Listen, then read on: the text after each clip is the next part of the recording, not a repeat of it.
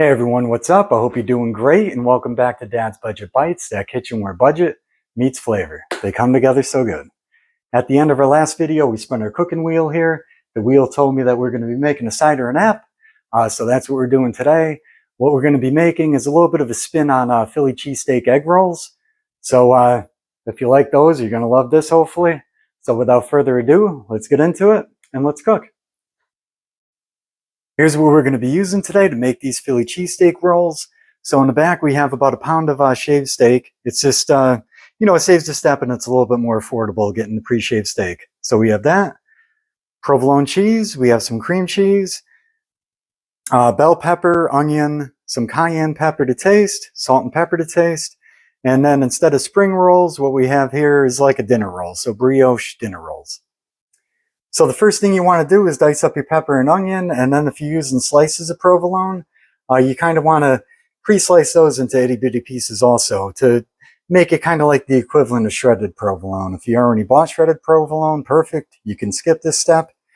But just to give you an idea of the size, these are little mini rolls, so you want little mini pieces.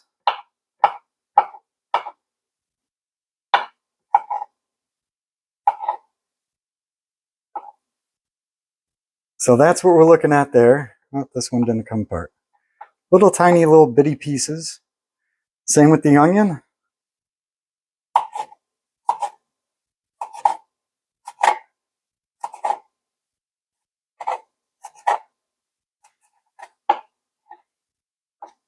And then with the provolone, I find that the best way to cut that into itty little pieces is to fold it in quarters. So fold it in a quarter, fold it in another quarter, and then reverse it, another quarter, and then another quarter. And then slice, slice, slice.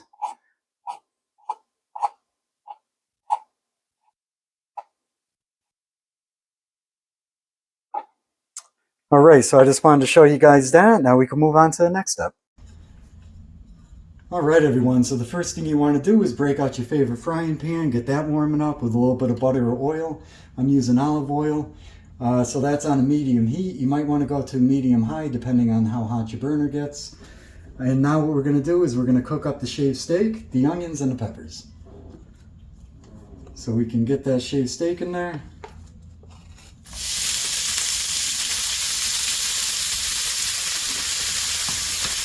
Pan's nice and hot. We can get the onions in.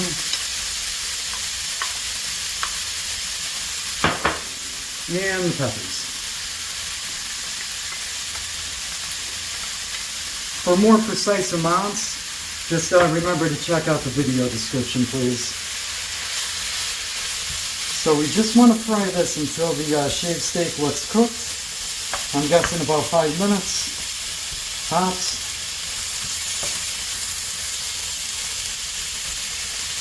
Ah, look at that though. I kind of want to eat it now. Oh yeah, that's going quick.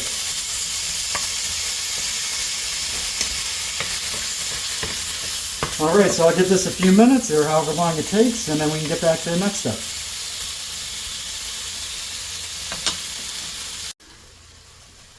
Alright, so this has been cooking for about 4.5 minutes, the shaved steak, the onions and the peppers, and now it's mostly done. Just needs another minute for the steak, but this is a good time to add your salt, pepper, and then cayenne seasoning.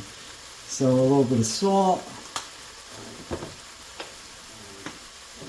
a little bit of cracked pepper,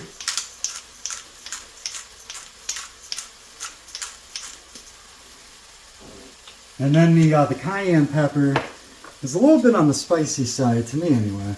So I'm not going to add all this. This is probably about a half of a teaspoon. So just a couple pinches for me. I like a little kick, but nothing too overwhelming. So that's about a couple pinches. Now we could finish cooking off the steak.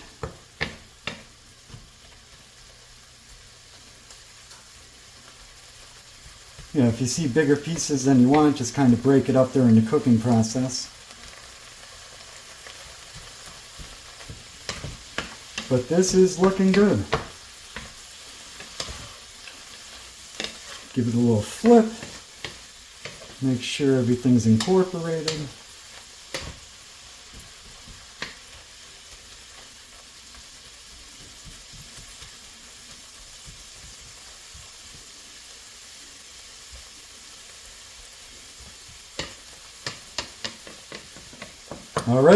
All right, everyone, so this is looking good. I'm going to turn the heat off now, and we can go on to the next step. All right, so the heat's been off for a few minutes. The pan's still hot. It still is kind of sizzling a little, but it's not as hot as it was. And now it's time to add the cheese. We're going to add the cheese right in and mix everything up together.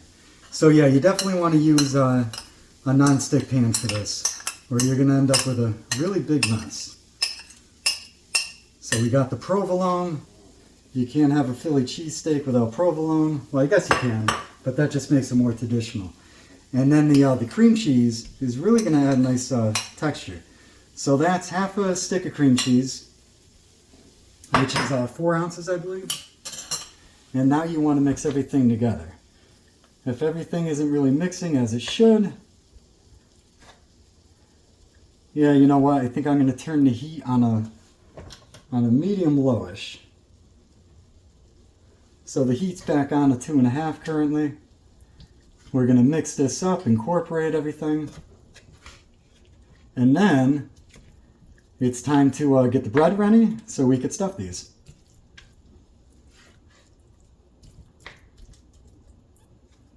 All right, mix, mix, mix. So I'll get back to you guys when this step is complete. Basically, you just want to melt the cream cheese, you want to melt the provolone cheese, and make sure everything is nicely incorporated, while not burning anything in the process. So yeah, this probably just needs another minute or two, kind of melt that cream cheese up a little bit. So I'll get back to you in a minute. Okay, everybody, so the cheese is nice and incorporated with everything else now. Look at that. Yeah, I bet this would taste awesome just on its own. So yeah, that's looking good. We can let that hang out for a little bit until we need it. And now it's time to hollow out our dinner rolls here. So you want to kind of make a hole. I'll do it in a way you could see, without getting too close to the sides or the bottom.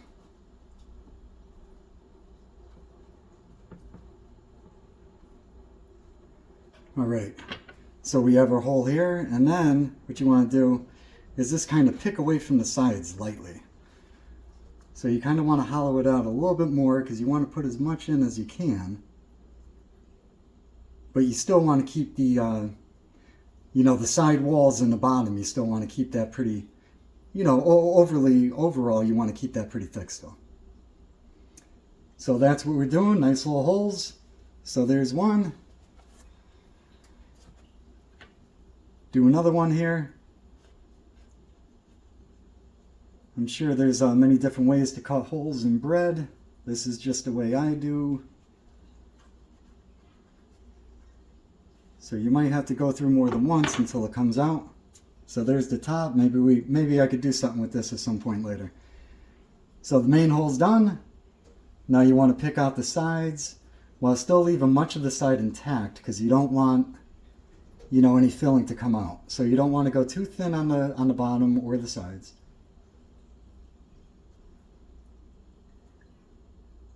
That's looking pretty good. That should hold a decent amount of Philly cheesesteak. So there we go. That's what you're looking for.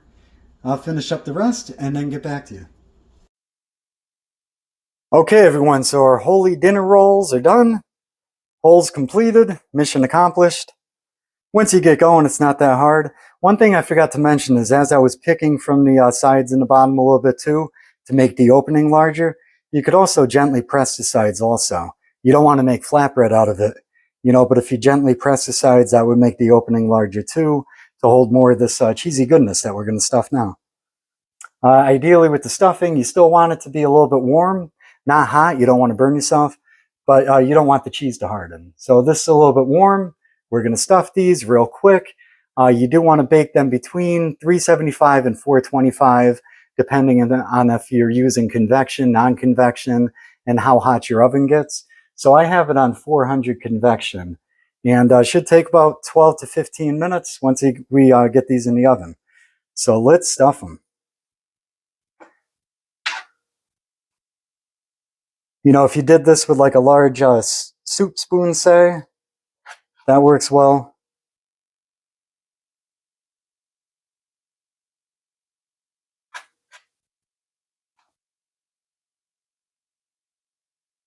All right. So I'm not going to overstuff these because I want to make sure I have enough for all 12. So each one's getting kind of like a heaping tablespoon. And if there's more, then we could add more.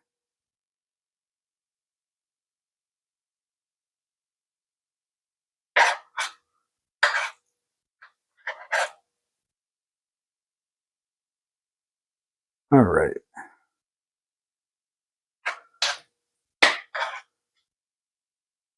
There we go.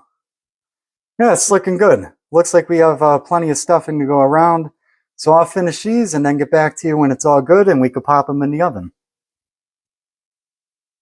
All right, everyone. So we went 2 rounds stuffing these bad boys. The first time around, I wanted to make sure we had enough mixture. We had plenty. So I started out with a moderate amount, and I was able to overstuff these. And I used up all the filling, and they're perfectly filled. So can't ask for much better. So that's a good one to give you a close-up of. Looks good to me. Well, these things are pretty weighty, too. Decent amount of stuffing in there. So now we can transfer them to a baking sheet. I have some parchment paper on there because if any cheese or anything drips, it just makes cleanup easier. The oven just preheated to 400. So we could pop these guys in. All right. So we'll pop these guys in. I'll give it 12 to 15 minutes. And then we could take them out and see how we did. There we go, though. Hey, everyone. So now we're at the best part. We get to taste what we made, see if our hard work paid off or not, if anything could be improved upon, done better. I'll be honest with you, though. I never made Philly cheesesteak this way before. I have made the egg roll type that you see at restaurants a couple times, but never this way with dinner rolls. I figured I would try it this way today. 1, because it's different, and then 2, it's a little bit healthier also. Rather than deep frying the egg rolls or, you know, filling the pan with a bunch of oil and you know, pan frying it. This is a little bit healthier option. So hopefully you get all the flavor and it's a little bit healthier. So yeah, they look great. I'm not really sure what kind of close-up I can give you. Now we'll try this. So that's how they look. They look good to me.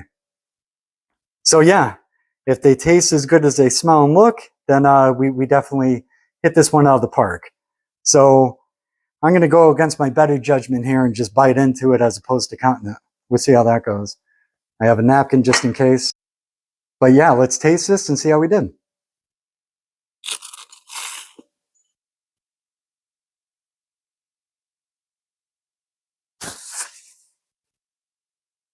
Mm.